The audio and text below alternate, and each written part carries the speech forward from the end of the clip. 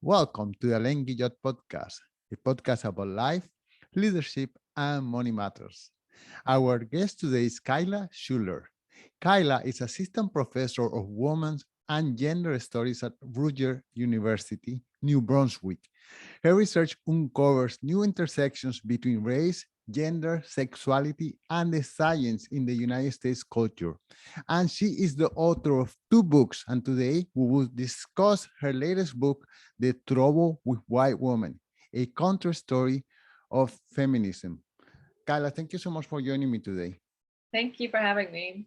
So, Kyla, I wonder if we could go a little bit into your background. How is it that this became the main subject of interest? And of course, also, how is it that you got into teaching as well? Yeah, thank you. Someone recently asked me the question of when I became a feminist or when I realized I was a feminist. And I realized I had a really specific answer, which was during my very first finals week, my first year of college in 1995. And I was studying late into the night with two male classmates. And they asked me, have you ever been treated, do you ever feel like you're treated differently because you're a girl? And I thought about it for half a second and I said, no. But it didn't really sit right with me. And as the days went on, I thought maybe I was just trying to be one of the guys or something. And I went home for Christmas and I went to my grandparents' house. And my grandfather loved to tell this quote unquote joke where he would look at me and say, women are meaner than people. And he kept saying that to me. And I watched how my family interacted and how he treated my grandmother and how he treated me and my sister versus my male cousins. And I realized, and my eyes were opened. And I went back to college and I changed some of my classes to women's and gender studies classes. And I started really just seeing what was around the world that I was immersed in. And then I even realized that my friends, quite well-intentioned, had asked, are you treated differently as a girl? And I said no, that even their question was already off on the wrong premise, because they didn't say, are you treated differently from men? They just said, are you treated differently? Men were the unspoken, the absent universal norm that didn't even need mentioning. It was just girls and women who were potentially different from this unspoken norm. And I became a gender studies major.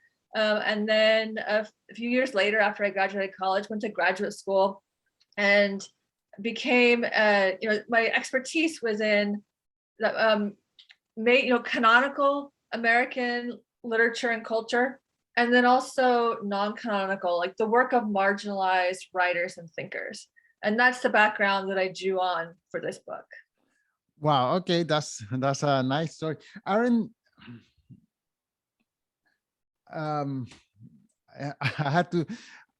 Aren't most women feminists since they are little girls? Like, wouldn't you say, oh, how come my brother gets to do this and I don't get to do this? Or why does my brother get this special privilege? I don't know if you have a brother or not, but this is the image that came to my mind. Yeah. Or why dad does this and mother has to stay home and cook? Isn't Right. that something that we question since we are little kids? Yeah, it's a great question. I don't have a brother, so I didn't have that experience. But I also think that often those kinds of personal injuries and unfairness, especially if you belong to a category that hasn't historically been understood to be a politically important category, you don't understand that as an injustice at the level of politics. You understand it as an unfairness, and you understand your reactions as feelings and emotion. But one of the things that feminist activists have done over the 20th century, such as Polly Murray, which I detail in this book, which I'll show on screen, the Trouble with White Women, a Counterhistory of Feminism, is they created the language to understand these injustices not as emotional struggles or personal problems, but as actual structural inequalities. But especially, and now, even just in the last 8 years, there's been such a shift in the students I teach at the university, where the majority, men and women, call themselves feminists. That was really not true. 10 years ago, my colleagues were wringing their hands saying, why don't any of our students want to call themselves feminists? So it is part of a political shift. But also, just to give you like one other detail of that summer that I went home after being asked if I thought it was treated differently. And I pulled off for fun, it was before the internet, and I pulled off an old encyclopedia off the shelf just to flip through because I was bored. And I pulled off the W, and I found an article, encyclopedia entry titled Woman. And it was a 3-page article that said, woman can be many different roles in society: doctor, secretary, housekeeper. And I thought, like, this is kind of weird. Why is there an article called Woman? And so I went back to the shelf and I pulled off the M for man, and I opened it up, and under man, it just says, see human being, right? Because it's that unspoken universal.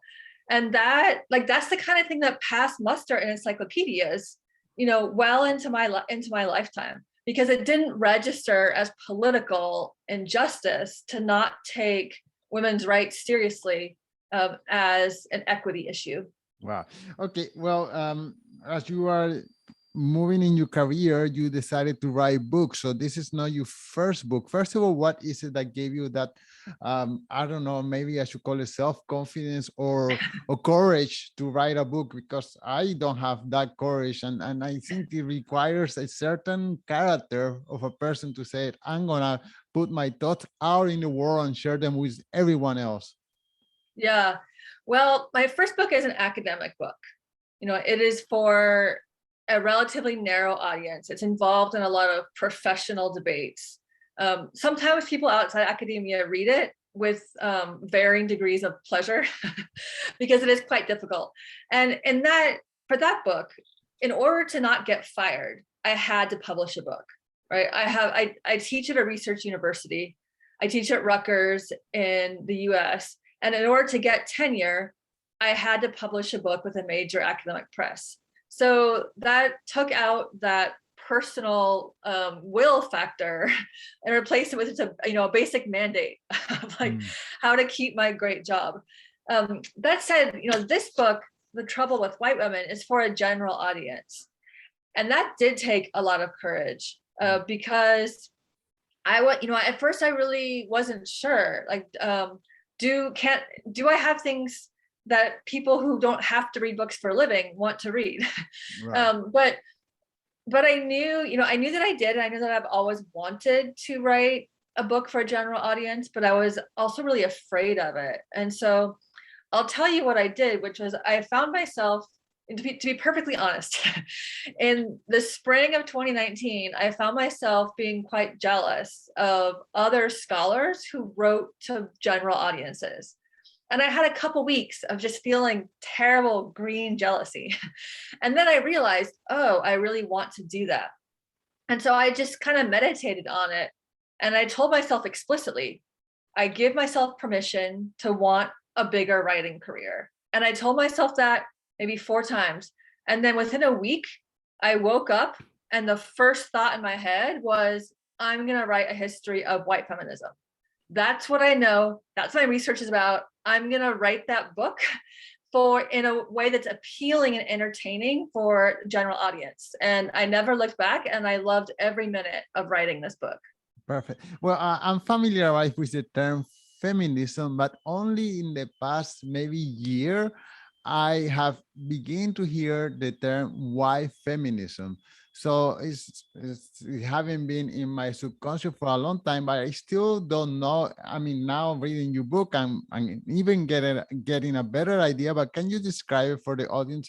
First of all, in rough term, what is feminism, and then what is white feminism? Yeah. So feminism is generally defined as the belief in equality of the sexes, right? That men and women should have equal rights and opportunities and not be barred from entry on the rights of sex, right? Which until relatively recently, there were still some large structural inequalities on the basis of sex, right? Married women in the US and Britain, for example, couldn't have checking accounts or credit cards in their own name until the early 1970s. Just really basic structural barriers to full participation as economic and political members of society. However, in the last 4 years or so, white feminism has become a popular term. And you're absolutely right. In the last year, it has exploded. It was a relatively obscure term until very recently. And it's come to be so important because we're increasingly realizing if your goal of equality is only equality between the sexes, you're actually overlooking a lot of important structural injustice. Like what happens to systemic racism in that formula? What happens to climate justice? What happens to the inequalities created by capitalism or homophobia or transphobia?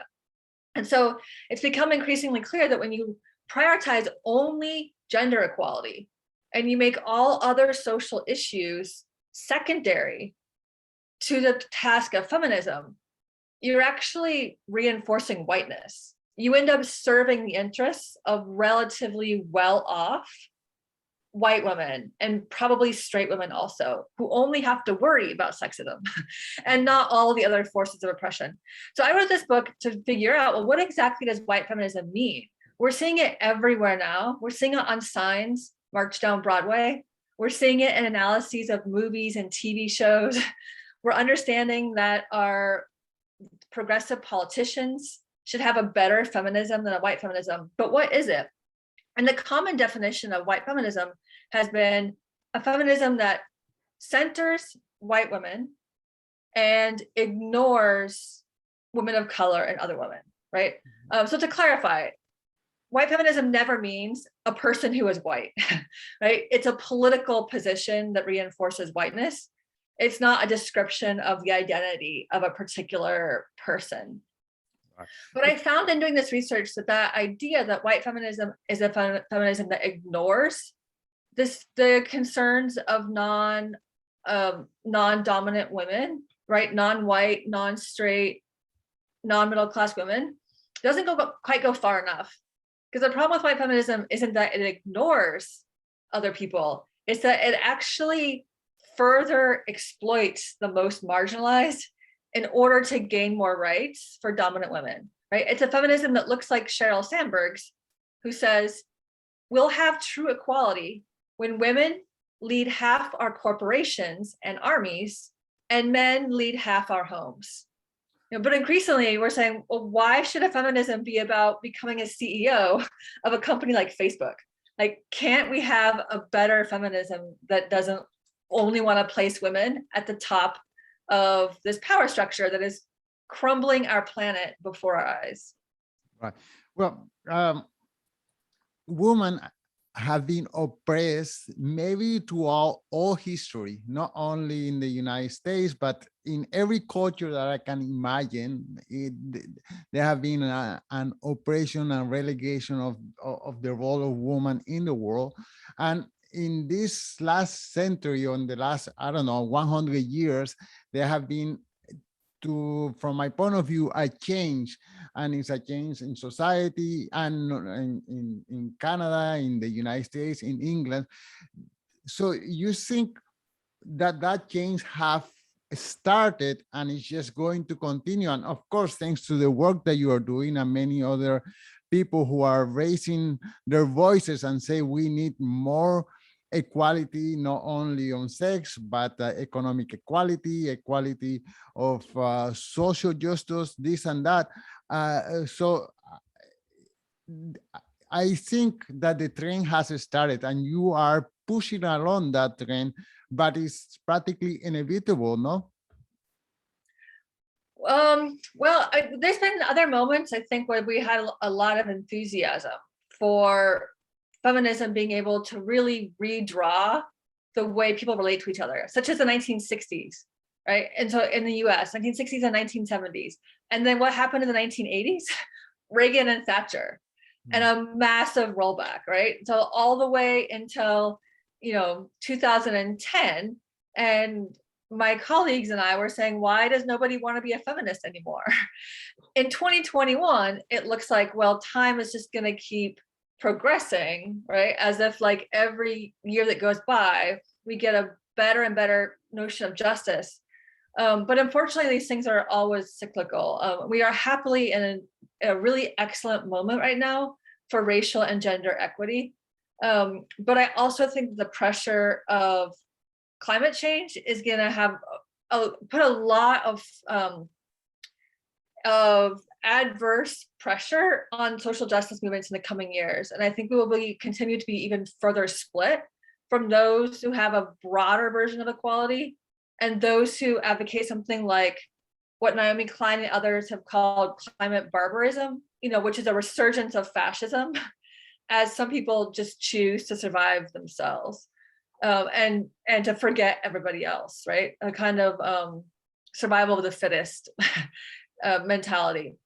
But I would also say that it's certainly in the history of Western Europe and in societies that came from empires originally, conquered by Rome 2,000 years ago. Yes, women have absolutely been marginalized in social and political power structures. But even as recent as 1890 in the US, as I detail in a chapter on indigenous rights and indigenous feminisms, the white women who tried to reform, quote unquote, reform Native American societies actually saw, oh, indigenous women in the Northern Plains in the US have so many more rights than American white women do. They still wanted to assimilate Native Americans into mainstream culture, but they recognized that it was a very different social structure, and that Lakota women, for example, were actually better off than their white peers. So happily, it's not a blanket universal misogyny. Yeah, I will argue that the Lakota men also were better off than the Western men as well. I mean, at many moments, absolutely. Maybe not by 18, right? At many moments, absolutely. well, another observation that I have with your book is, I don't know if fighting so many fronts at the same time is the best. I mean, you're talking on racial inequalities, economics, disabilities, sexuality, all these fronts at the same time. And I'm maybe afraid that on covering so many fronts, the theme of feminism is being diluted. Yeah, it's an important question, and something that we face often in justice movements, right? Of what's the best approach? Do you work from the inside? Do you create a true alternative that is so radical it doesn't actually have a chance of creating enough influence to actually make those shifts happen? And that kind of debate, I think that the answer isn't actually ever either or. It's both and. It's yes. Yes, we need people working from the inside.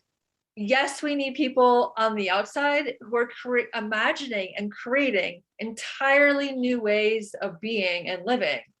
And the nice thing about a social justice movement, especially as intersectional feminists have taught us for the last 40 years, particularly led by Black women theorists like Kimberly Crenshaw and Patricia Hill Collins and the Combahee River Collective since the 1970s, is that we do this by working in coalition, right? We don't identify an exact platform that everybody has to sign on to and that becomes a uniform, official position for every feminist. We develop a broad set of goals. We reach out to more and more people, and people will join the movement from the position that works best for them, right? And for some people, that's going to look like supporting President Biden as their favorite politician. For other people, it's going to mean supporting AOC. And for other people, it might even mean not voting because they see voting itself as a corrupt process.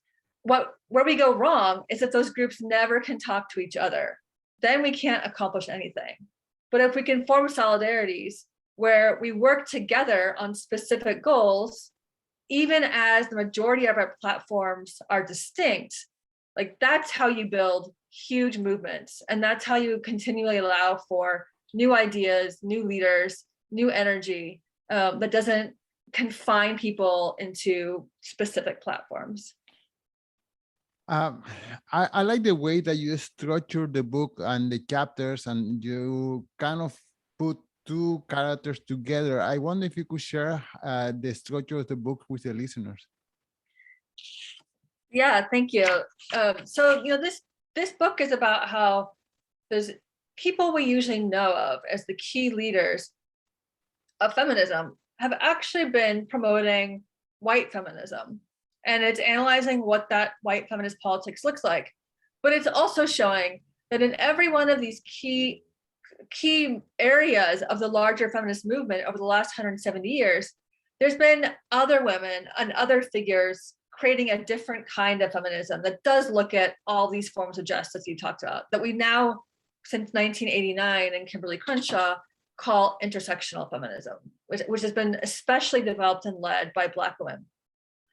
So, for example, in the first chapter, the first section, which looks at the 19th century, I look at the suffrage movement and the fight for abolition of slavery and for indigenous rights. And in each of those chapters, I show how a dominant figure like Elizabeth Cady Stanton or Susan B. Anthony or Harriet Beecher Stowe, who now is often considered the key figure of her time, was actually in struggle and sometimes in partnership with a feminist creating a racial and economic justice version of that same movement. In 20th century, I look at birth control, and especially Margaret Sanger, versus an approach that prioritized the rights of poor women instead of prioritizing a eugenic anti-disability platform like Sanger did. I look at the return of women's rights to the streets with Betty Friedan and Polly Murray, and the position of trans women in lesbian feminism in the 1970s. And then last, I do a contemporary chapter on Sheryl Sandberg and Alexandria Ocasio-Cortez. Wow. Isn't the fact that those women have been highlighted throughout history, isn't it because maybe it's not that they have the most equitable message, but because they have a bigger platform, and just like today, if I have a million followers, let's say in Twitter, whatever I say is going to be, even if it doesn't make sense or it's not in step with society, people are going to look at that more than somebody else who maybe have better ideas, but only have a following of 10 people. Absolutely. These are people who had huge platforms and also sometimes literally just wrote the history of feminism, right? With Elizabeth Cady Stanton and Susan B. Anthony, in the 1880s, they invented such a thing as a history of feminism.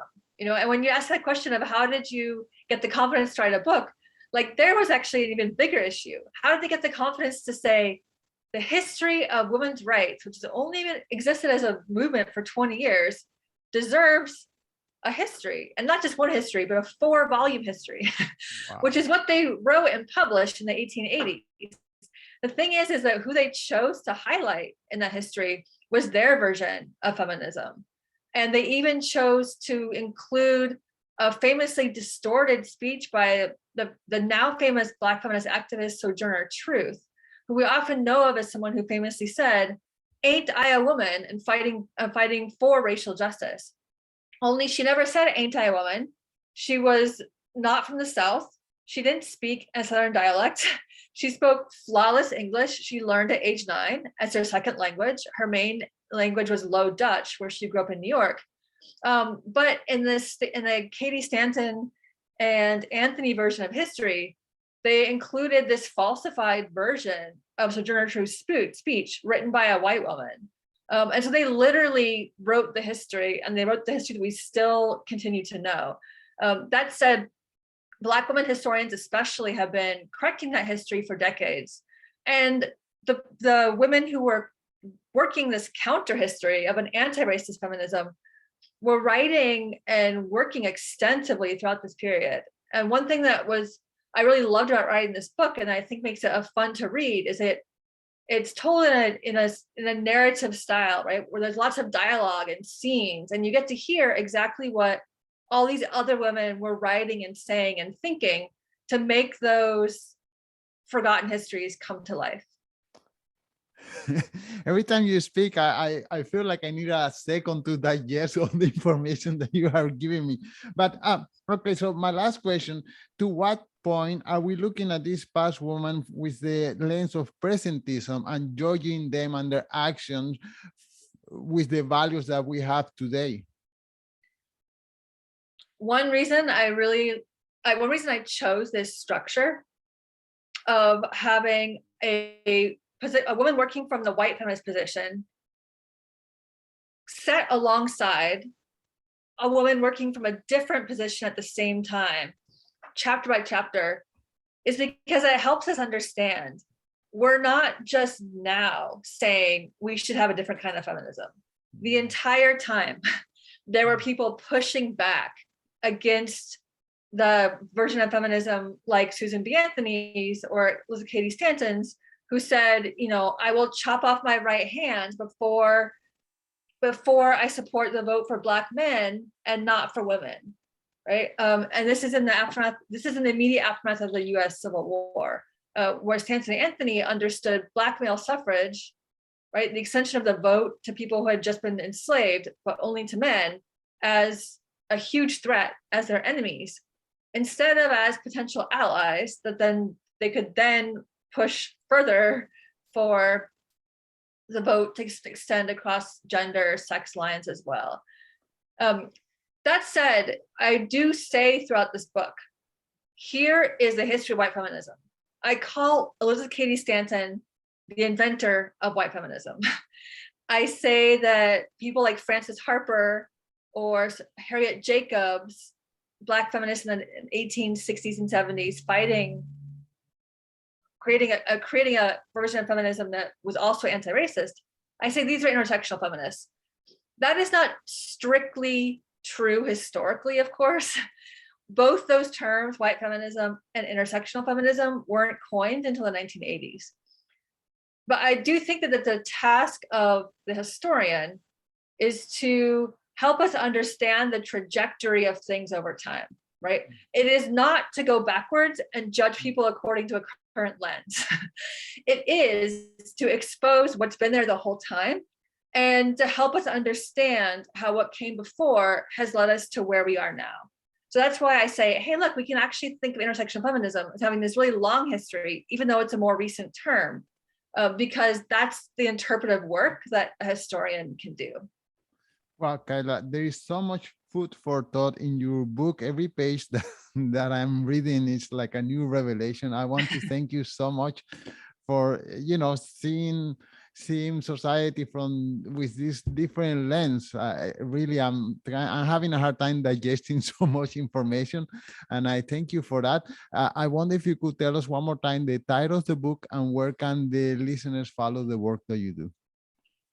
Yeah, the title of the book is The Trouble with White Women, A Counterhistory of Feminism. And it came out just a month ago from Bold Type Books at Hachette imprint. My work can be followed on Twitter somewhat. I'm a somewhat reluctant Twitter user. And also my personal website, which is just kylaschuller.org. And in some various essays, I write for broader audiences as well. So, and absolutely, my goals are big with this book, but that I hope that the stories also help it go down easy or easier, even as I'm trying to push on our limits of how big we can understand our feminism to be. Kyla, thank you so much for your time. Thank you so much.